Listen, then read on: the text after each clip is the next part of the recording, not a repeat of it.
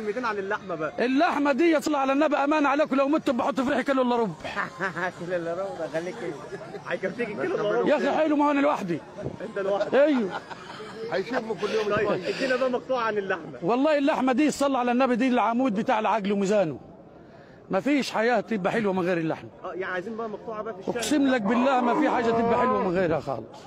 هو ربنا الاول وبعدين هي وبعدين ابني، شوف هي قبل ابني. لا اله الا الله. اي والله ان لبدنك عليك حق. للدرجه دي؟ يا سلام ساعه ما تقعد الطبسيه تبخر قدامك.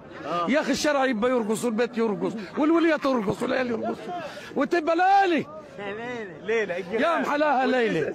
يا اخي يا نهار اسود، تقدر بس كنت تقدر هره تهوب يم البيت ولا اللحمه نفصصها لك. بتحبها قد ايه يا عم؟ موت يا عم انت، ما انا قلت لك جاي اغلى من ابني. اغلى من ابني؟ لان بقول ثاني وثالث ورابع ان اموالكم واولادكم فتنه فاحذروه.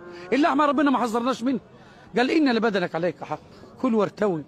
كل لحمه تعرف تكلم العالم، كل لحمه دماغك اشتغل، كل لحمه تعرف تجيب بزنس، تاكل بدنجان تروح تعمل عركه كل يوم وتفضح نفسك مع العالم. انت تعمل عركه في السوق واحنا مالك عركه في العزبه. اختم